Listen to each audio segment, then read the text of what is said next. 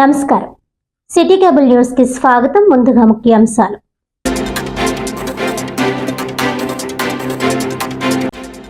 శ్రీ మందేశ్వర శ్రీ సుబ్రహ్మణ్యేశ్వర స్వామి దేవస్థానంలో ఈ నెల 26న సుబ్రహ్మణ్య షష్ఠి మహోత్సవం. భక్తులకు అసౌకర్యం కలగకుండా షష్ఠి ఏర్పాట్లు పూర్తి చేయడం జరిగిందన్న దేవాదాయ ధర్మాదాయ శాఖ డిప్యూటీ కమిషనర్ డిఎల్వి రమేష్ బాబు.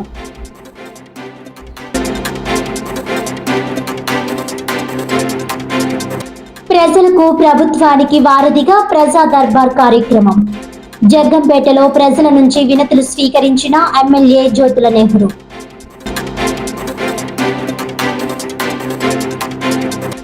మత్స్యకారులను ఆర్థికంగా బలపరిచేందుకు కూటమి ప్రభుత్వం అనేక సంక్షేమ పథకాలను అమలు చేస్తోంది.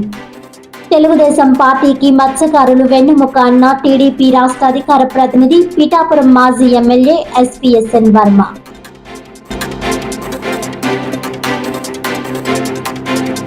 ఇక డీటెయిల్స్ చూస్తే, తెలుగుదేశం పార్టీకి మత్స్యకారులు వెన్నుముక అని మత్స్యకారులను ఆర్థికంగా బలపరిచేందుకు కూటమి ప్రభుత్వం అనేక సంక్షేమ పథకాలను అమలు చేస్తోందని టీడీపీ రాష్ట్ర అధికార ప్రతినిధి పిఠాపురం మాజీ ఎమ్మెల్యే ఎస్వీఎస్ఎన్ వర్మ అన్నారు. ఈ సందర్భంగా ప్రపంచ మత్స్యకారుల దినోత్సవాన్ని పిఠాపురం మహారాజా కోట ఆవరణలో గల తెలుగుదేశం పార్టీ కార్యాలయంలో మత్స్యకార నాయకులతో కలిసి మాజీ ఎమ్మెల్యే వర్మ ఘనంగా నిర్వహించారు. ముందుగా ప్రపంచ మత్స్యకారుల దినోత్సవం సందర్భంగా పలువురు ప్రసంగించారు. అనంతరం ప్రపంచ మత్స్యకారుల దినోత్సవాన్ని పురస్కరించుకుని మాజీ ఎమ్మెల్యే వర్మ చేతుల మీదుగా కేక్ ను కట్ చేసి మత్స్యకారులకు పంచారు. ఈ సందర్భంగా మాజీ ఎమ్మెల్యే వర్మ మీడియాతో మాట్లాడారు.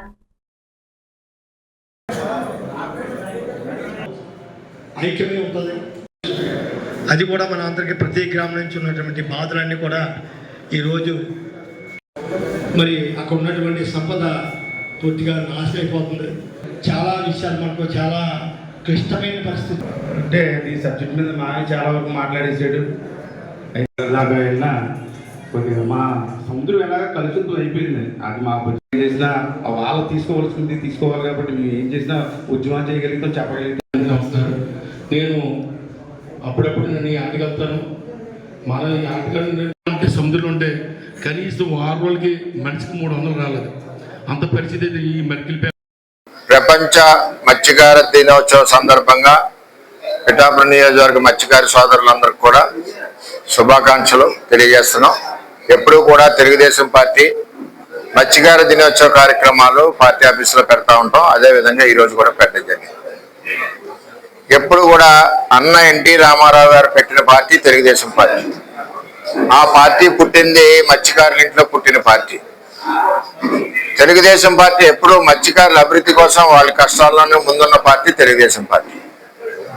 ఈవేళ బ్యాన్ పీరియడ్లో మత్స్యకారులను ఆదుకోవాలని మొట్టమొదటిగా ప్రారంభం చేసింది తెలుగుదేశం పార్టీ.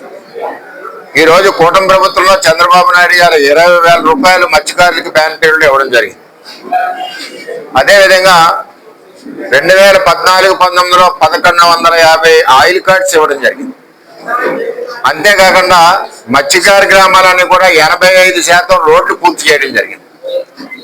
330 కోట్లతో హార్బర్ తీసుకురావడం జరిగింది.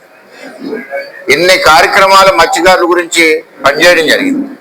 తెలుగుదేశం పార్టీ ఉన్నప్పుడు ఎప్పుడు కూడా వలలు కానీ బోట్లు కానీ అన్ని కూడా సబ్సిడీ మీద వచ్చి ఐస్ బాక్సులు కానీ ఇవన్నీ కూడా గత 5 సంవత్సరాల్లో అప్పుడున్న ప్రజాప్రతినిధులు ఎవరు కూడా మత్స్యకారులను పట్టించుకోలేదు. చంద్రబాబు నాయుడు ఎప్పుడు కూడా SEZ లో నాన్ పొల్యూషన్ కంపెనీస్ అంటే కెమికల్ కంపెనీలు కాకుండా మిగిలిన కంపెనీలకు ప్రోత్సాహం చేశారు. అటువంటిది జగన్మోహన్ రెడ్డి పరిపాలనలో పొల్యూషన్ కంపెనీలన్నీ పెట్టడం జరిగింది.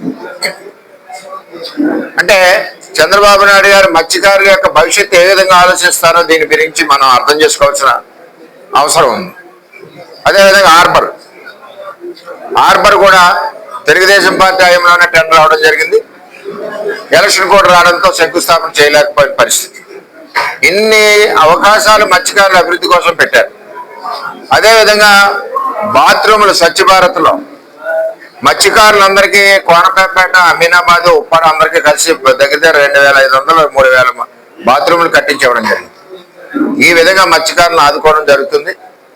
ఎన్ని కష్టాలు వచ్చినా ఏ విధంగా ఉన్నా మొన్న కూటమి ప్రభుత్వంలో గెలుపుకు కూడా మత్స్యకారులందరూ కూడా ఏకదాటి మీద పనిచేయడం జరిగింది. ఇక్కడున్న మరి స్థానిక ఎమ్మెల్యే గారు అందరూ కూడా మాట్లాడడం జరిగింది. అందరూ ఒత్తిడి కూడా ఉంటది.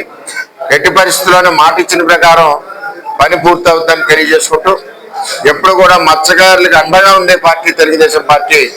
ఏ కష్టం వచ్చినా మేము మత్స్యకారులకి అండగా ఉంటామని మరొకసారి తెలియజేసుకుంటూ, మరి ఈ రోజు మత్స్యకారుని ఇంతవరకు అభివృద్ధిలోకి తీసుకొచ్చామంటే అది ఒక తెలుగుదేశం పార్టీ వలన అయ్యిందని కూడా తెలియజేసుకుంటూ సెలవు తీసుకుంటాం.